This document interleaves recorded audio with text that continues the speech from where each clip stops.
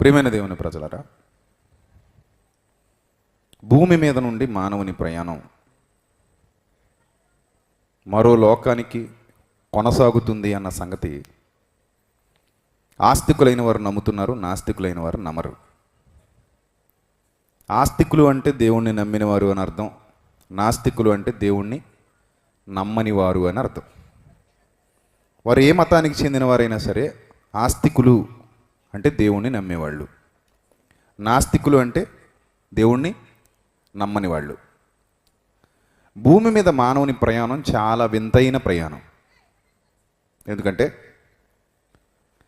గర్భము లోపల, తల్లి గర్భం లోపల బిడ్డ నిర్మాణం జరుపుకుంటున్నప్పుడు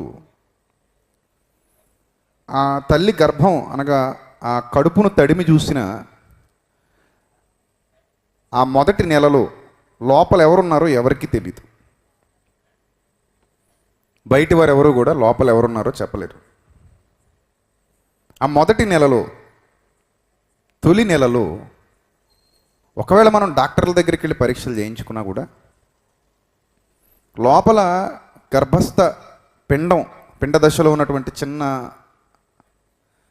శిశువు ఇప్పుడిప్పుడే లోపల నిర్మాణం జరుపుకుంటున్నాడు లేదా జరుపుకుంటుంది అని వైద్యులు చెప్పగలరు. కానీ లింగ నిర్ధారణ కూడా ఆ సమయంలో చేయలేరు. అంటే లోపల ఉన్న శిశువు ఆడ శిశువా లేక మగ శిశువా అనేది మొదటి నెలలో కానీ రెండో నెలలో కానీ చెప్పడం ఎవరి వల్ల కాదు. అంత అడ్వాన్స్డ్ టెక్నాలజీ ఇంకా రాలేదు. అయితే ఆ మొదటి నెలలో పురుడు పోసుకున్నటువంటి ఆ పిండం లోపల ఆ పిండం యొక్క ఉనికి సాధారణంగా తల్లికి కూడా వెంటనే తెలియదు, కొన్ని రోజులు ఆగాలి. బిడ్డ కడుపులో పడ్డప్పుడే బిడ్డ ఉనికి తల్లికి తెలిసిపోతుంది అనుకుంటే పొరపాటు. వెంటనే తల్లికి కూడా తెలియదు, అలాంటి తండ్రికి తెలియదు, బయట వారికి అసలే తెలియదు. మోస్తున్న తల్లికే తెలియకపోతే బయట వారికి ఏం తెలుస్తుంది, వాళ్ళకు కూడా తెలియదు. అసలు ఆ బిడ్డ ఎక్కడి నుంచి వచ్చాడు ఈ కడుపులోనికి? ఎక్కడి నుంచి జరిగింది ఆ ప్రయాణం? ఎలా జరిగింది ఆ ప్రయాణం అంటే ఆశ్చర్యపడక తప్పదు. తల్లి తండ్రి కలయిక తర్వాత బిడ్డ ఏ రూపంగా ఎటు నుండి ప్రయాణం చేస్తూ వస్తున్నాడు, ఏ విధంగా గర్భంలోనికి వచ్చాడు, ఏ విధంగా ఆ గర్భంలో నుండి ప్రయాణం 9 నెలల పాటు కొనసాగించి మరలా భూమి మీదకు అడుగుపెట్టాడు. భూమి మీద ఒక 50-60 ఏళ్ల ప్రయాణం ముగించుకున్న తర్వాత ఎక్కడికి వెళ్ళిపోతున్నాడు? ఈ విషయాలు ఆలోచిస్తే అసలు అంతు పట్టవు, చాలా ఆశ్చర్యంగా అనిపిస్తాయి. అంతే కదా? మన జీవితాన్ని మనం ఆలోచించుకుంటుంటే మన జీవితం మనకే ఆశ్చర్యంగా అనిపించట్లేదు. నేను ఎక్కడి నుంచి వచ్చాను, ఎప్పుడు వచ్చాను, ఎలా వచ్చాను, ఇప్పుడు నేను ఎక్కడికి వెళ్ళిపోబోతున్నాను? వెళ్ళిపోవడం అయితే ఖాయం, వెళ్ళిపోవడం ఖాయం. ఎక్కడికి వెళ్ళిపోబోతున్నాను? ఈ భూమిని వదిలి, ఆకాశం క్రింద ఉన్న ఈ జీవితాన్ని వదిలి, నా గ్రామాన్ని వదిలి, నా బంధువుల్ని వదిలి, నా స్నేహితుల్ని వదిలి, నా కుటుంబాన్ని విడిచిపెట్టి, చివరికి నేను అనుకుంటున్న నా దేహాన్ని కూడా విడిచిపెట్టి నేను ఎక్కడికి వెళ్ళిపోబోతున్నాను? ఏంటి ప్రయాణం? ఎక్కడికి కొనసాగుతుంది ప్రయాణం అని అంటే, మానవ జీవిత ప్రయాణం ఒక అద్భుతం, అంతు పట్టని అద్భుతం, అంతు చిక్కని అద్భుతం, ఎవరు ఊహించని అద్భుతం, ఎవరు ఆలోచించని అద్భుతం. మానవ జీవిత ప్రయాణం ఎక్కడో ప్రారంభమైంది, ఎక్కడో ముగిసిపోతుంది, మరలా ఎక్కడికో వెళ్ళిపోతుంది. ఇదంతా మనం గమనిస్తుంటే ఇదొక యాత్ర. ఈ జీవితం అనేది ఏంటి? ఒక యాత్ర. ఆస్తికులైన వారు నమ్ముతారు, మేము దేవుడు సృజించగా ఈ లోకానికి వచ్చాము, ఆ మరణాన్ని దేవుడే ఏర్పరిచాడు, జననం దేవుని వలనే జరిగింది, మరణం కూడా దేవుని వలనే జరుగుతుంది. అలా మరణించిన పిదప మేము ఈ లోకాన్ని విడనాడి, అనగా శాశ్వతంగా ఈ భూమిని విడనాడి యాత్రను ముగించుకొని దేవుని యొద్దకు వెళ్ళిపోతాము. వచ్చిన చోటికే మరలా తిరిగి వెళ్ళిపోతాము. కొందరు నమ్మకాలు ఇవి. మరికొందరు ఏమంటారంటే, మా కోసం స్వర్గం ఎదురు చూస్తుంది, మేము స్వర్గానికి వెళ్ళిపోతాం. ఆ స్వర్గంలో కూడా అంటే వీళ్ళకి ఇక్కడ ఏది ఇష్టమో అక్కడ ఉండాలన్నట్టు రాసుకున్న గ్రంథాలను బట్టి అక్కడ కూడా కొంతమంది నాట్యకత్తెలు ఉంటారు, వారు నాట్యాలు ఆడుతుంటారు. అక్కడ కూడా రింబోల డ్యాన్సులు ఉంటాయి. అక్కడ కూడా మేము మందు తాగొచ్చు, సురాపానము, అక్కడ కూడా మేము మందు తాగుతాం, అక్కడ కూడా అమ్మాయిలతో డ్యాన్సులు వేస్తాం. అదో స్వర్గలోకం, ఆ స్వర్గలోకంలో కూడా ఇదే జీవితం అన్నట్టు భ్రమించి వాళ్ళు కూడా ఇలాంటి కథలు కొన్ని చెబుతూ వాటిని అంగీకరిస్తూ వాటిని విశ్వసిస్తూ ఉన్నవాళ్ళు కూడా సమాజంలో లేకపోలేదు. మరికొందరైతే ఈ ఆత్మ పరమాత్మలో లీనమైపోతుంది, మరణానంతరం ఈ ఆత్మ పరమాత్మకు చేరువైపోతుంది, పరమాత్మకు దగ్గరైపోతుంది, ఆత్మ పరమాత్మ ఏకమైపోతాయి. పరమాత్మ నుండి విడిపోయి వచ్చినటువంటి ఈ దేహం మరలా పరమాత్మ అనగా ఈ దేహంలో ఉన్నటువంటి ఆత్మ ఈ దేహాన్ని విడనాడిన తర్వాత మరలా అదే పరమాత్మలో ఐక్యమైపోతుంది, మరలా అదే పరమాత్మలో లీనమైపోతుంది అని చెప్పడం, ఇవన్నీ మనం వింటూ ఉన్నాం. ప్రియులరా, ఇలా ఒక్కొక్కరి విశ్వాసాలు ఒక్కో విధంగా కనబడుతున్నటువంటి దినాలలో ప్రపంచంలో అత్యధికులుగా,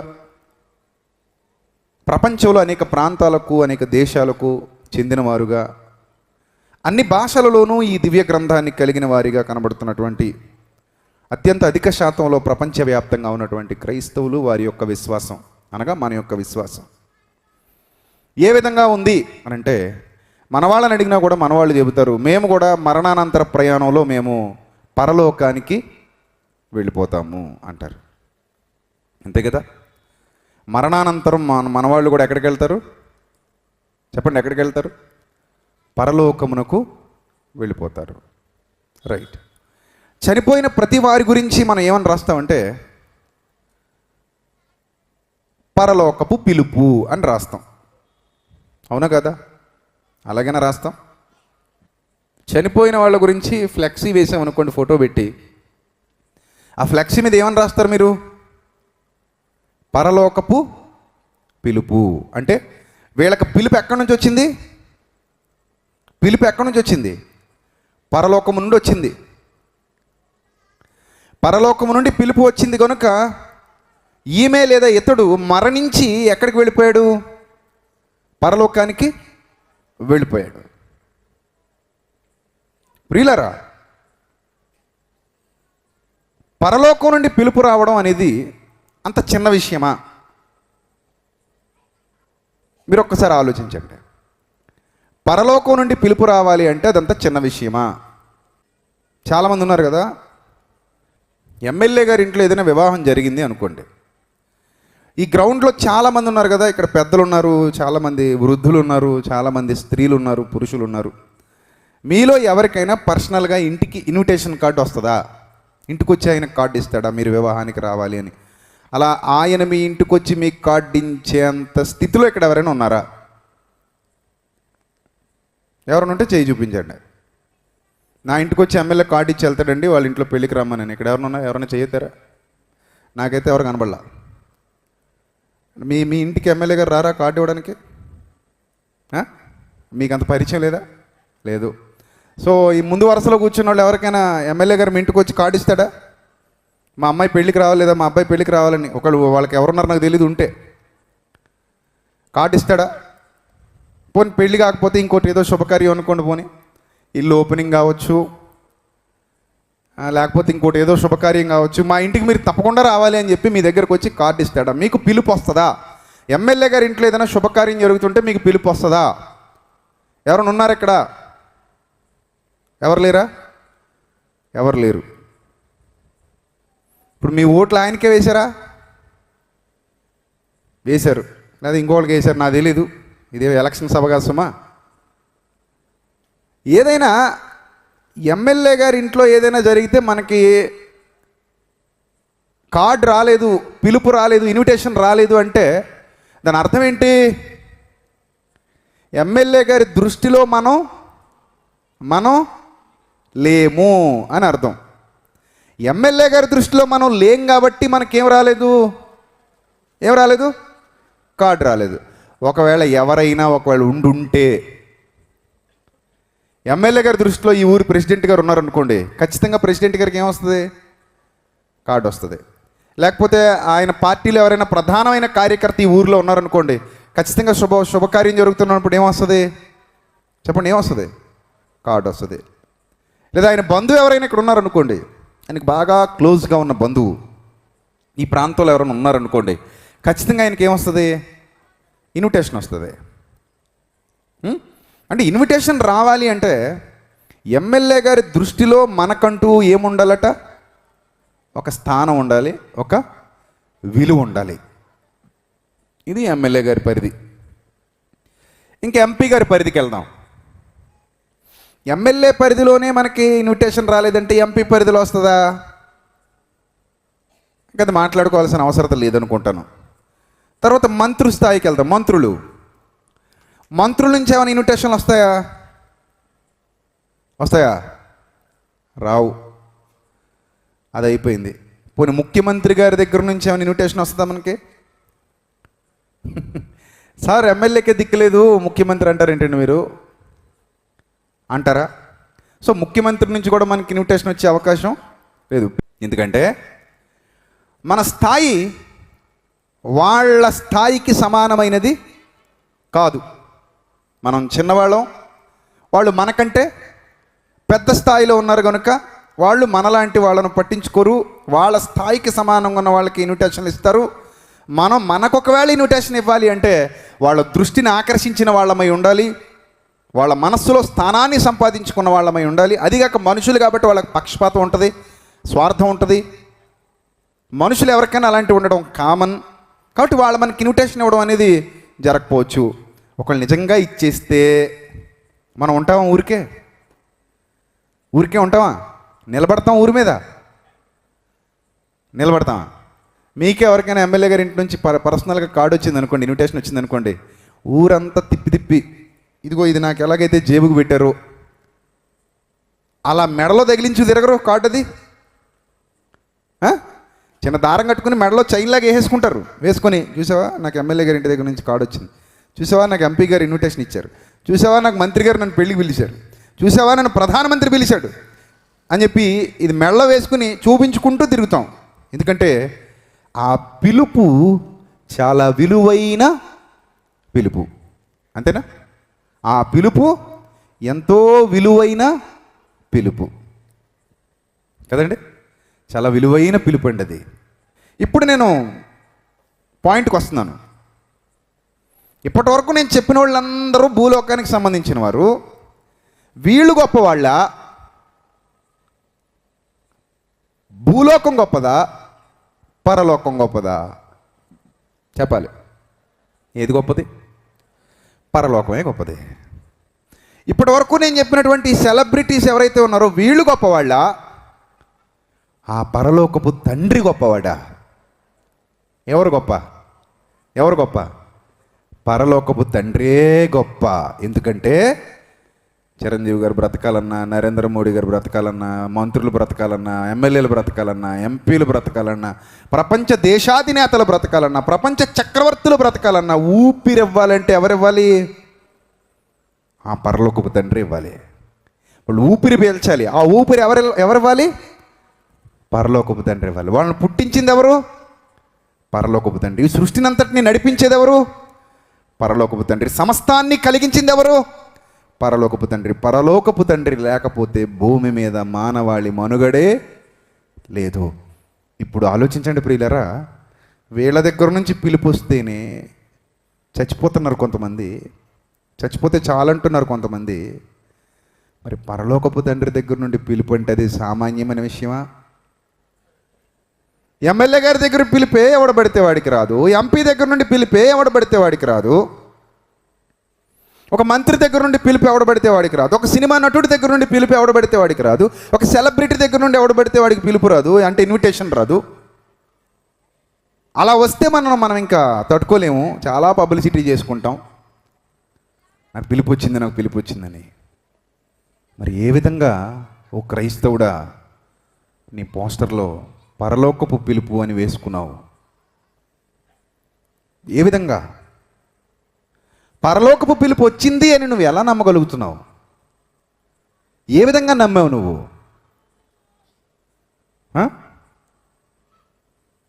చిత్రం ఏమంటేనండి, తాగుబోతుడు చచ్చిపోయినా పరలోకపు పిలుపు అని రాసేస్తారు.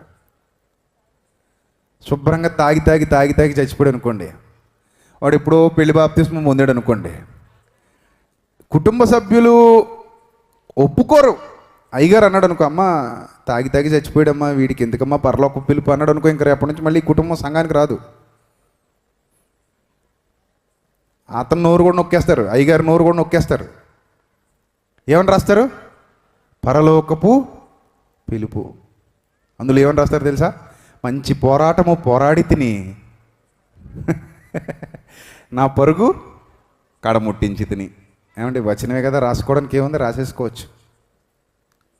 అంటే ఇప్పుడు మన ఉద్దేశం ఏంటంటే, ఈ తాగుబోతుడు చచ్చిపోయి పరలోకానికి వెళ్ళిపోయాడు అనమాట. నీతిమాలినోడు చచ్చిపోయి పరలోకానికి వెళ్ళిపోయాడు అనమాట. ఈ ఇష్టానుసారంగా బ్రతికేవాడు చచ్చిపోయి పరలోకానికి వెళ్ళిపోయాడు. ఈ దేవునికి విరోధంగా, వాక్యానికి విరోధంగా బ్రతికేవాడు, మారు మనస్సు లేనివాడు పరలోకానికి వెళ్ళిపోయాడు. మన వ్యూ అది.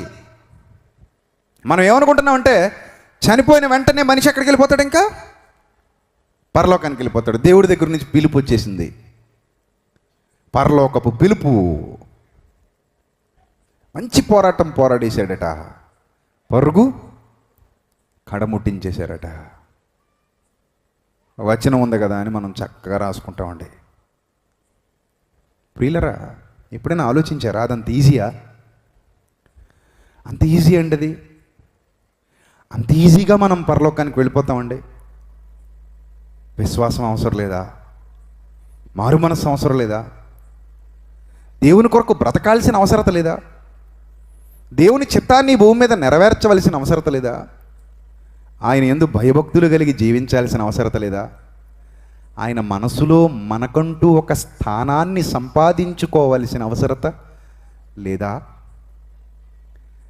నీవెవడివో ఆయన ఎరుగవలసిన అవసరత లేదా?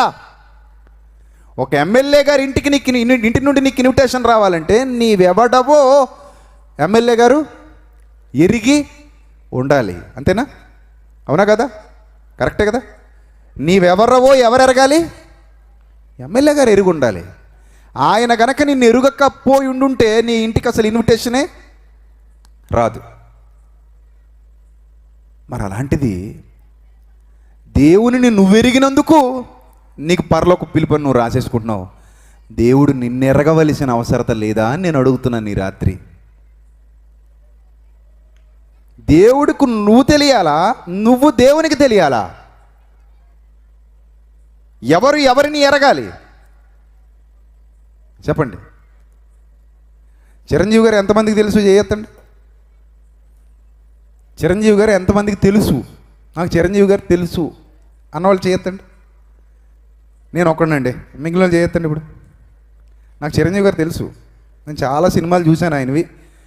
నేను చాలాసార్లు ఆయన టీవీల్లో చూశాను, సినిమాల్లో చూశాను, పోస్టర్లో చూశాను. సో మొగల్తూర్ అని తెలుసు. అలా మీటింగ్లకు వచ్చినప్పుడు ఆయన సొంత ఇల్లు ఏదో ఈ ఇల్లు అని చూపించారు, అది కూడా తెలుసు. సో నాకు చిరంజీవి గారు తెలుసు. ఇప్పుడు చేయొద్దండి. చిరంజీవి గారు ఎంతమందికి తెలిసి చేయొద్దండి? ఆల్మోస్ట్ ఆల్ అందరికీ తెలుసు. ఇప్పుడు నా రెండో ప్రశ్న, చిరంజీవి గారికి మీలో ఎంతమంది తెలుసో చేయొద్దండి.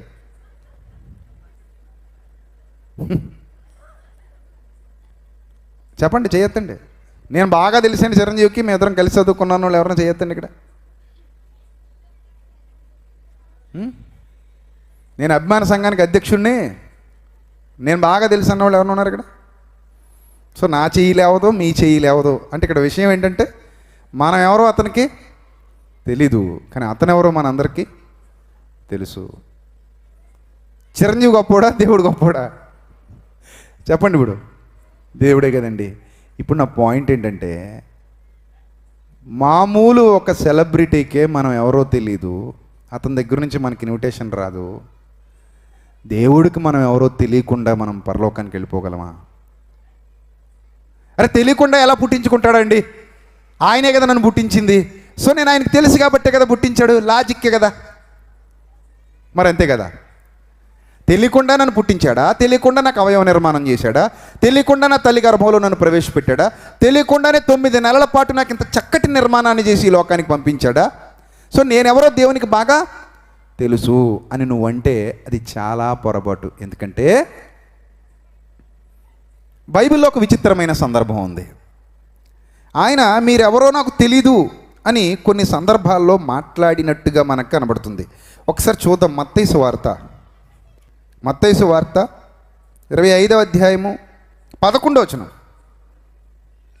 మత్తయి సువార్త 25వ అధ్యాయము 11వ వచనం. అంతటా తలుపు వేయబడెను. ఆ తర్వాత తక్కిన కన్యకలు వచ్చి, అయ్యా అయ్యా మాకు తలుపు తీయమని అడుగగా, అతడు మిమ్మును ఎరుగనని మీతో నిశ్చయముగా చెప్పుచున్నానెను. ఏమంటున్నాడు చెప్పండి? ఏమంటున్నాడు? నేను మిమ్మల్ని ఎరుగను అంటే మీరెవరో నాకు తెలీదు, మీరెవరో కూడా నాకు తెలీదు. దీన్ని బట్టి మనకి ఏమర్థమవుతుందంటే, ఆయన ఎవరినైతే ఎరుగుదుడో వారినే లోపలికి రానిస్తున్నాడు, ఆయన ఎవరినైతే ఎరగడో వారిని లోపలికి రానివ్వట్లేదు. Note this point. మనం కూడా అంతే. ఎవడైనా వచ్చి తలుపు కొట్టాడు అనుకోండి, తలుపు తీస్తాం. బాగా తెలిసిన వాడైతే మన నుండి ఫస్ట్ మాట వస్తుంది. ఏమని? తలుపు తీయగానే ఫస్ట్ నోటి మాట నీదనుకో, ఏమని వస్తుంది? రా, వెల్కమ్, లోపలికి రా, వెల్కమ్ అన్నావంటే అవతలి వాడు ఎవడో నీకు బాగా తెలిసిన వాడని అర్థం. తలుపు తీయగానే ఎవరు కావాలి? Who are you? ఎవరి కోసం వచ్చావు? ఇలాంటి మాటలు వస్తున్నాయనుకో, వచ్చిన వాడు ఎవడో నీకు తెలీదని అర్థం. దేవుడికి మేము తెలుసండి అని అంటే ఇక్కడ దేవుడు ఏమంటున్నాడు? మీరెవరో నాకు తెలీదు, మిమ్మును నేను ఎరుగను, మీరెవరో కూడా నాకు తెలీదు అంటున్నాడు. ఇప్పుడు మీరెవరో నాకు తెలీదు అన్న వాళ్ళని లోపలికి రానివ్వడు అని అర్థం. అంటే వారు పరలోక ప్రాప్తిని పొందలేరు. అంటే ఎవరైతే దేవుని దృష్టిలో పడలేదో వారు పరలోకానికి వెళ్ళరు.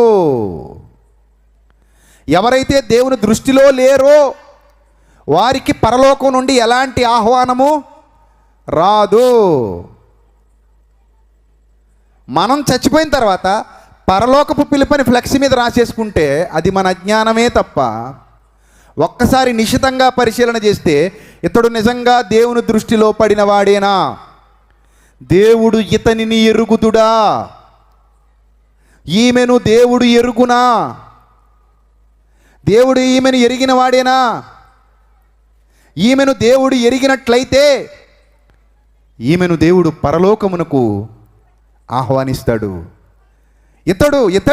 ఇతడిని దేవుడు ఎరిగినట్లయితే ఇతడిని దేవుడు పరలోకానికి ఆహ్వానిస్తాడు.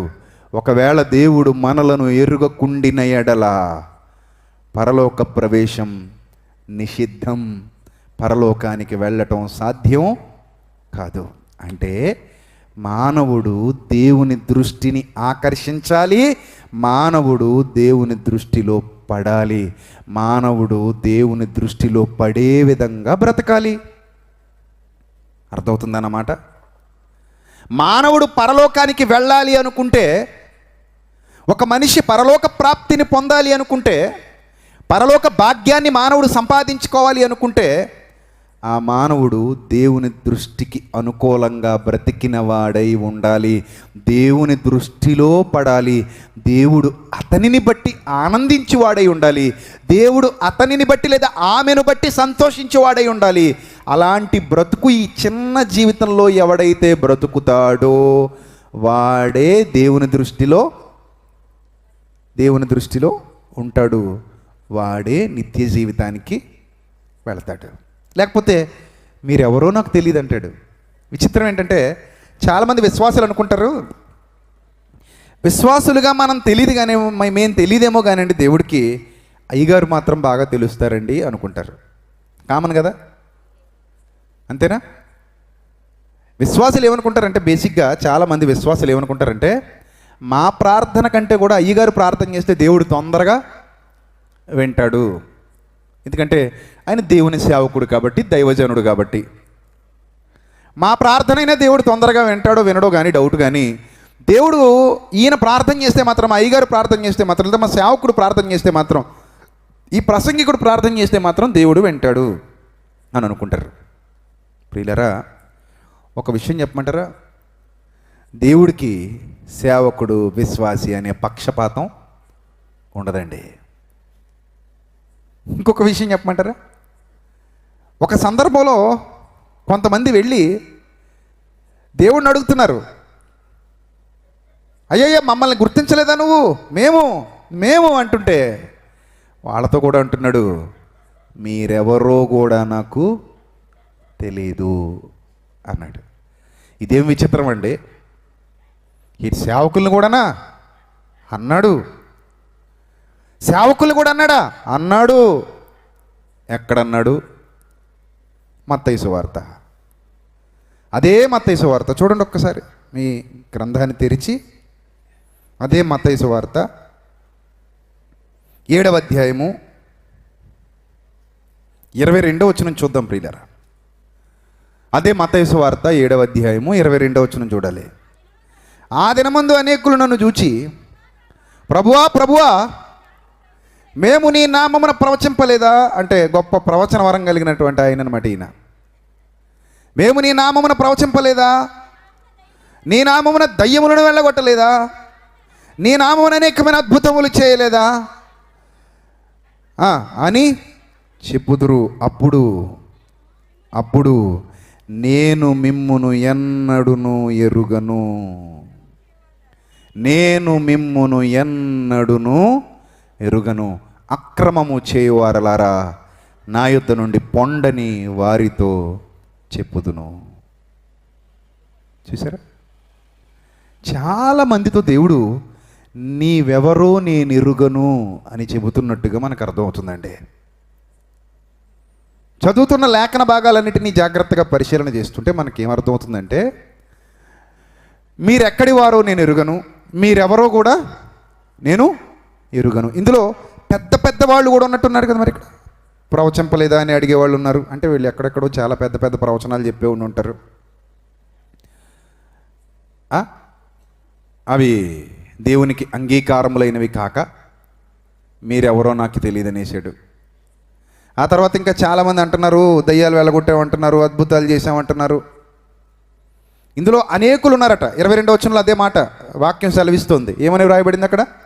ఆ దినమందు అనేకులు నన్ను చూసి, అనేకులు నన్ను చూసి. అనేకులు అంటే ఎక్కువ మందనా తక్కువ మందనా? అనేకులు అంటే ఎక్కువ మందే కదండి. ఆ వీళ్ళని అంటున్నాడట, మీరెవరో నాకు తెలియదయ్యా, నేను మిమ్మల్ని ఎప్పుడు ఎరగను, నేను మిమ్మల్ని ఎప్పుడూ ఎరుగను. ప్రియులారా, ఒక విషయం చెప్పమంటారా? దేవుణ్ణి నేను నమ్ముకున్నాను అని చెప్పడానికి ఏం ఖర్చు అవ్వదండి, నిమిషంలో చెప్పేయచ్చు. చెప్పండి ఒకసారి, మేము దేవుణ్ణి నమ్ముకున్నాం చెప్పండి, గట్టిగా చెప్పండి. మేము దేవుణ్ణి నమ్మాము, గట్టిగా చెప్పండి. అందరూ చెప్పాలి, గట్టిగా చెప్పాలమ్మా. మేము దేవుణ్ణి నమ్మాము చెప్పండి, అందరూ చెప్పండి అమ్మా. మేము దేవునిని నమ్మాము. రైట్, సింపుల్గా చెప్పేసామా? సింపుల్గా చెప్పేసాం. ఇప్పుడు దేవుడు నిన్ను చూసి చెప్పాలి, నేను నిన్ను నమ్ముతున్నాను అని చెప్పాలి. నువ్వు నన్ను నమ్ముతున్నావని, నువ్వు నన్ను నిజంగా నమ్మావని, నువ్వు నిజంగా నన్ను నమ్ముతున్నావని, నేను నిన్ను నమ్ముతున్నాను అని దేవుడు చెప్పాలి. చెప్తాడా? ఇప్పుడు చెప్పండి, ఎస్ దేవుడు నన్ను నమ్ముతున్నాడు అని చెప్పగలరా? ఇప్పుడు చెప్పగలమా? దేవుడు నమ్మేంతటి భక్తి జీవితం ఉందండి మన దగ్గర. దేవుడు మనల్ని నమ్మేటంతటి, దేవుడు మనల్ని నమ్మి నమ్మి బాధ్యత అప్పగించేటంతటి, దేవుడు మనల్ని నమ్మి మనకి పని అప్పగించేటంతటి గొప్ప నమ్మకాన్ని దేవుని దగ్గర చూరగొన్నామా మనం?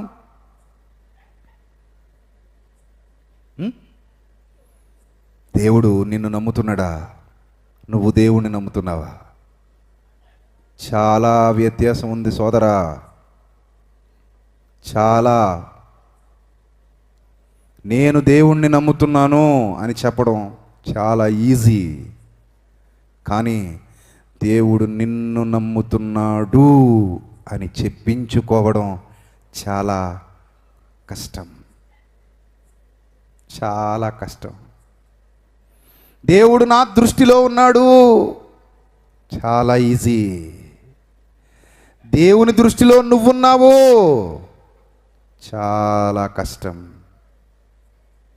నేను దేవునిని ఎరుగుదును చాలా ఈజీ. దేవుడు నన్నెరుగుదుడు చాలా కష్టం. ఇవన్నీ అర్థం కాక ఎవరు పడితే వాళ్ళకి, ఎలా పడితే అలా బ్రతికే వాళ్ళకి, ఎలా పడితే అలా జీవించే వాళ్ళకి, ఎలా పడితే అలా ప్రవర్తించే వాళ్ళకి చనిపోగానే పరలోకపు పిలుపు. మంచి పోరాటము పోరాడి తిని నా పరుగు కడముట్టించి తిని. ఒక్కసారి ఆగి ఆలోచించండి, ఒక్కసారి ఆగి ఆలోచించండి. చచ్చిపోయిన తర్వాత ఎందుకులేండి, బ్రతుకుండగా చెప్పండి. మీకు ఆ వచనం సరిపోతుందంటారా? మీరే చెప్పండి. మీరు ఆ వచనానికి అర్హులేనా? మంచి పోరాటమే పోరాడారా? మంచి పోరాటమే పోరాడారా మీ జీవితంలో? ప్రభువుని ఎరిగిన తర్వాత మంచి పోరాటమే పోరాడారా? ఆ మంచి పోరాటం పోరాడుతూ మీ పరుగును కడముట్టించారా? మీ పరుగును తుదముట్టించారా? Is it right? Is it right? మీకే తెలియాలి, మనకు తెలియాలి ఆ విషయం. బ్రతికుండగానేమో డౌట్గా చూస్తాం, చెప్పడానికి నోరు రాదు. చచ్చినోడికి మాత్రం డౌట్ పడకుండా మనమే రాయించేస్తాం. సరే, చచ్చిపోయిన వాడి ఫ్లెక్సీ మీద రాయించేవాడి దగ్గరికి వెళ్ళి చచ్చిపోయినవాడి గురించి రాయిద్దు కానీ ఒక్క నిమిషం ఆగు, ఇప్పుడు నువ్వు చస్తే ఈ వచనం నేను రాయించొచ్చా నీకు అని అడగండి. అతగాడు ఏం సమాధానం చెప్తాడు? చచ్చిపోయినోడి ఫ్లెక్సీ మీద మంచి పోరాటము పోరాడి తిని నా పరుగు కడముట్టించి తిని పరలోకమును పొందేశాడు, పరలోకమునకు వెళ్ళిపోయాడు, పరలోకపు పిలిపేది, ఇతడు పరలోకమునకు చేరుకున్నాడు, తండ్రి ఆత్మను చేర్చేసుకున్నాడు అని మనం భూమి మీద ఉండి కితాబిచ్చేస్తున్నామే. ఏం చూడకపోయినా ఏం తెలియకపోయినా మనకి ఏం తెలుసండి? పెట్టిలో పెట్టడం తెలుసు, సెంటు పుయ్యడం తెలుసు, పౌడర్ చల్లడం తెలుసు, పువ్వులు చల్లడం తెలుసు, దండలు వేయడం తెలుసు, మేకులు పెట్టికి దిగ్గొట్టడం తెలుసు, పాటలు పాడుకుంటూ శ్మశానం వరకు మోసుకొని పోవడం తెలుసు, గొయ్యి తవ్వడం తెలుసు, గొయ్యి దగ్గర ప్రార్థన చేయడం తెలుసు, గోతిలో పెట్టడం తెలుసు, కప్పెట్టడం తెలుసు, ఇంటికి రావడం తెలుసు. అంతేనా? ఇంకేమైనా తెలుసా నీకు? అంతేనా? ఇంకేమైనా తెలుసా? అంతే. చనిపోయాక 11 రోజులకు 9 రోజులకు దినం చేయడం తెలుసు, దినానికి అందరినీ పిలిచి భోజనాలు పెట్టడం తెలుసు, అప్పుడు ఒక స్మారక కూడిక నిర్వహించడం తెలుసు, ఆ కూడికలో చనిపోయిన వాని గురించి లేని గొప్పలు చెప్పడం తెలుసు. అంతేనా? ఇంకేమైనా తెలుసా? నీకంతే తెలుసు, కానీ దేవుడికి నీ జీవితం మొత్తం తెలుసు. నీ చుట్టూ ఉన్న వాళ్ళకంతే తెలుసు, కానీ దేవునికి నీ గురించిన సంపూర్ణమైన వివరణే తెలుసు. ఆయనకు తెలిసినంత నీకు తెలీదు. ఆయనకు మన గురించి తెలిసినంత ఎవరికి తెలియదు. ఎందుకంటే ఆయన హృదయ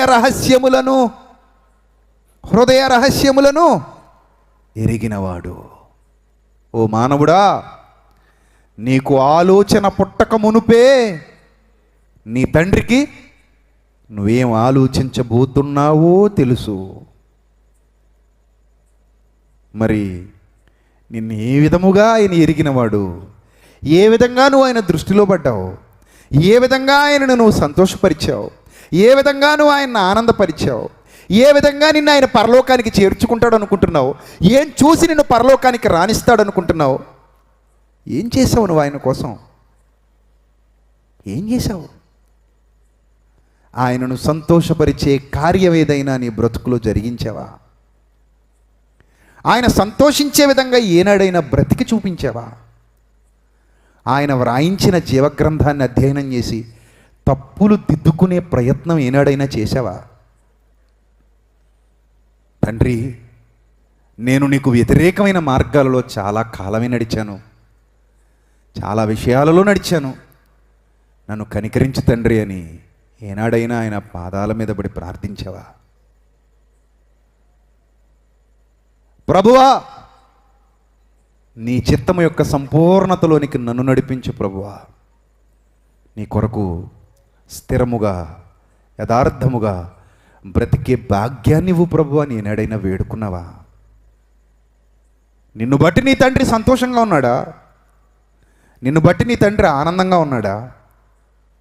నువ్వు నీ తండ్రిని ఆనందపరిచే స్థితిలో ఉన్నావా? నువ్వు నీ తండ్రిని సంతోషపరిచే స్థితిలో ఉన్నావా? ఉన్నావా? లేవు. మరి నువ్వు ఎలా వెళతావు పరలోకానికి? చెప్పు, నువ్వు ఎలా వెళతావు పరలోకానికి? ఊరికే వెళ్ళిపోతావా? ఊరికే వెళ్ళిపోతావా? అదే మత్తయి సువార్తలో మరొక మాట అన్నాడండి, 21వ వచనం, 7వ అధ్యాయం. మత్తయి సువార్త 7వ అధ్యాయం 21వ వచనం ఒకసారి చూడు, ఏమని వ్రాయబడిందో చూడు నీ గ్రంథంలో. ప్రభువా ప్రభువా అని నన్ను పిలుచు ప్రతివాడు పరలోక రాజ్యములో ప్రవేశింపడు. పరలోక ప్రాప్తికి ముందు పరలోక రాజ్య ప్రవేశం జరగాలి కదా. అసలు పరలోక రాజ్యంలోనికే ప్రవేశించడంటున్నాడు. ఎవరు వారు? ప్రభువా ప్రభువా అని నన్ను పిలుచు ప్రతివాడు పరలోక రాజ్యంలో ప్రవేశింపడు. 100 సార్లు ప్రభువా ప్రభువా అని పిలుస్తున్నావా? అది సరిపోద్ది అనుకుంటున్నావా? కొంతమంది అంటారు కదా, మా అత్తయ్య గారండి, ఒక కోడలు చెబుతుంది చనిపోయిన అత్తయ్య గారి గురించి. మా అత్తయ్య గారండి తుమ్మితే ప్రభువా అనేదండి. తుమ్మితే ఎవరిని తలుచుకునేదట? ప్రభువుని తలుచుకునేదట. గట్టిగా తుమ్మి ప్రభువా అనేది. ఆహా, తుమ్మినప్పుడల్లా ప్రభువుని తలుచుకునేదండి. ఆహా, అందుకని వెళ్ళిపోద్దా పరలోకం? తుమ్మి తుమ్మి ప్రభువా అన్నందుకు పరలోకం వెళ్ళిపోతారా? అలా అయితే ప్రతి ఒక్కడు చేతిలో చిన్నదే కోడేక లాంటిది పెట్టుకుని ముక్కులో పెట్టుకుని తుమ్మి ప్రభువా, మళ్ళీసారి గట్టిగా తుమ్మి ప్రభువా. ఇంక జలుబు చేసినోడికైతే గొడవే లేదు, ఆడికి కోడికి కూడా అవసరం లేదు. జలుబు చేసినోడైతే మాటి మాటికి ఏమొస్తాయి? తుమ్ములు వస్తాయి. తుమ్ అని తుమ్మేసి హా ప్రభువా, దేవా, తండ్రి, నాయన, ఊత పదాలు పలికినందుకే పరలోకం వెళ్ళిపోతావా? క్రైస్తవులారా, నా మాటలు మీకు ఇబ్బందికరంగా అనిపించవచ్చు, కానీ నేను నిజాలు మాట్లాడుతున్నాను. మీరు నమ్మినా నమ్మకపోయినా నేను నిజాలు మాట్లాడుతున్నాను. అమెరికా ఎంతమందికి తెలుసు? మళ్ళీ మీ చేతులకు పని చెప్పాలి. అమెరికా ఎంతమందికి తెలుసు? ప్లీజ్ మీరు చేయి చూపిస్తేగా నేను ముగించను, తెల్లవారులు ఇక్కడే కూర్చోబెడతా. అమెరికా ఎంతమందికి తెలుసు? చాలామందికి తెలుసు కదా. చూసొచ్చారా? చూసొచ్చి తెలుసుకున్నారా? వెళ్ళొచ్చి తెలుసుకున్నారా?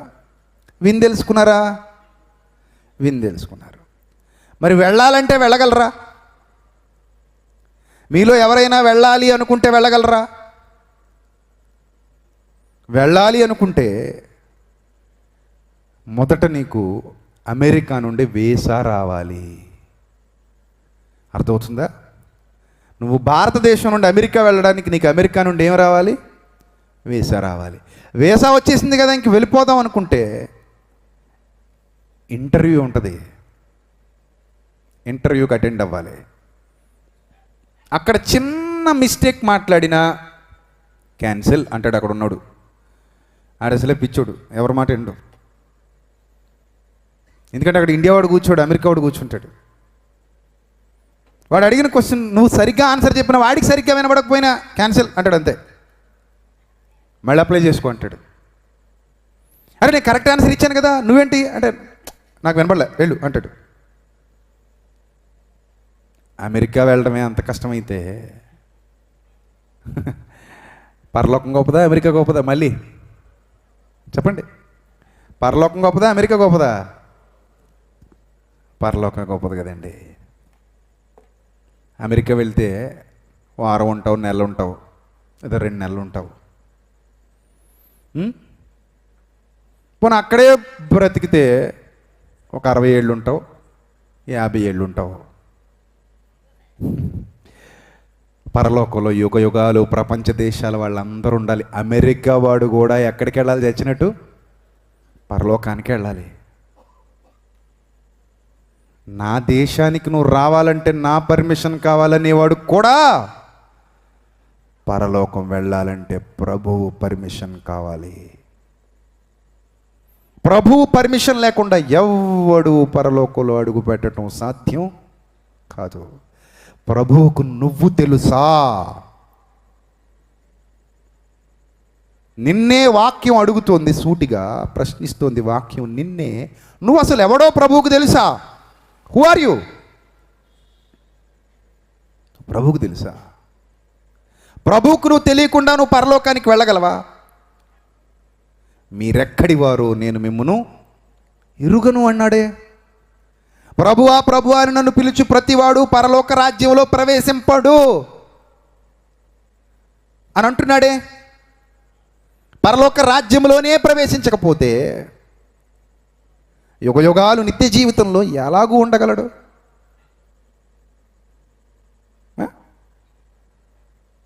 ఇవేమీ అర్థం కాక మనం ఏమనుకున్నాం తెలుసా? జస్ట్ అలా బాప్తిస్మం పొందేయండి చాలు. బాప్తిస్మం అంటే జస్ట్ నీటిలో మునిగొచ్చేయండి చాలు. మునిగేసి వచ్చేసాం, అయిపోయింది. ఆ తర్వాత మీకు నచ్చినట్టుగా ఎలా అయినా బ్రతికేస్తున్నారు. అంటే మీ ఉద్దేశం ఏంటంటే, నేను బాప్తిస్మం పొందేశాను కదా అంటే నీటిలో మునిగాను, లేచాను, వచ్చాను. ఏమంత కష్టపడిపోయావు? నీటిలో మునిగి లేచి వచ్చి ఏమంత కష్టపడిపోయావు? అంటే నేను విశ్వసించాను కదా సరిపోద్ది అంటావా? విశ్వసించి మౌనంగా కూర్చుంటావా? విశ్వసించాను కదా ఇంక అయిపోయిందిలే, నేను వెళ్ళిపోతానులే పరలోకం అంటావా? మరి అంతము వరకు సహించినవాడు ఎవడో వాడే రక్షింపబడును. ఏ మాట ఏం చేస్తావు? ఏం సహించావు? ఏం చేసావు? ఏం చేసావు నీ ప్రభు కొరకు? ఏం చేసావు నీ ప్రభు కొరకు? ఎలా బ్రతికావు నీ ప్రభు కొరకు? ఏ ఉద్దేశాలతో బ్రతికావు నీ ప్రభు కొరకు? ఓ ప్రియ సహోదరి, ప్రియ సహోదరుడా, గ్రామం కాని గ్రామంలో, దేశం కాని దేశంలో, ప్రాంతం కాని ప్రాంతంలో, లేదా నీ సొంత ఊరిలో నువ్వెక్కడున్నావో నాకు తెలీదు, నీకు తెలుసు. ఈ రాత్రి నువ్వున్న చోటనే నువ్వు మరణిస్తే, ఈ రాత్రి నువ్వున్న చోటనే నువ్వు మరణిస్తే నీ పరిస్థితి ఏంటి? వెళ్ళిపోతావా పరలోకానికి? చెప్పు. వెళ్ళిపోతావా నిత్య జీవితానికి? వెళ్ళగలవా నిత్య జీవితానికి? వెళ్ళలేవు. కారణం ఏంటో నీకు తెలుసు. దేవుని దృష్టిలో పడే విధంగా నువ్వేనాడు బ్రతకలేదు. దేవుని దృష్టిలో పడే విధంగా నువ్వేనాడు జీవించలేదు. దేవుని దృష్టికి అనుకూలమైన ఆలోచనలు నువ్వెప్పుడూ చేయలేదు. అలా చేయకపోతే పరలోక ప్రాప్తి అంత ఈజీ కాదు. పరలోకానికి వెళ్ళడం అంత ఈజీ, నువ్వనుకున్నంత ఈజీ కాదు. పోరాటం ఉందండి. పరలోకానికి చేరుకోవాలంటే ఒకంత పోరాటం ఉండాలి. దానికి కూడా మన జీవితంలో ఒక పోరాటమే జరగాలి. ఒక పోరాటమే జరగాలి. ఆ పోరాటం జరగకపోతే మనం కూడా పరలోకాన్ని సాధించలేము. తలలు వంచండి, ప్రార్థన చేసుకుందాం. క్రీస్తునందు మమ్మల్ని అధికముగా ప్రేమించిన మా కన్న తండ్రి, సర్వకృపానిధి, సర్వోన్నతుడా, సర్వశక్తిమంతుడా, సర్వాధికారి, రాత్రికాల సమయంలో మీ పిల్లలముగా మీ మాటలు ఆలోచించి ప్రభా మీ వాక్యమందలి భయము మీరు ప్రభా ఏ విధంగా ఆజ్ఞాపించారో, ఏ విధంగా ప్రభా మీరు శాసిస్తున్నారో ఆ శాసనములు, వాటి వెనుకున్న భావములు మాకు అర్థం చేయించినందుకు స్తోత్రం ప్రభా. మీ మాటలు వింటున్నంతసేపు మా హృదయం మాలో మండుతూ ఉంది తండ్రి. ఆ మంట మీ పిల్లల హృదయాలలో ఉన్న చీకటినంతటిని దహించి వరకు బలముగా మండి ఆ చీకటి పొరలు తొలగి అంధకారం నశించి ప్రభా విలువైన మీ జ్ఞానములోనికి, మీ యొక్క శక్తిలోనికి, మీ యొక్క ఆలోచనల్లోనికి మీ బిడ్డలందరూ ప్రవేశించినట్లు సహాయం చేయండి తండ్రి. ఈ రాత్రికాల సమయంలో వెత్తబడిన వాక్యాన్ని మీ పిల్లలందరి హృదయాల్లో ఫలింపచేయండి. క్రీస్తు నామములో ఈ ప్రార్థన మనవులు అడుగుచున్నాం మా కన్న తండ్రి. ఆమెన్. అందరికీ వందనాలండి.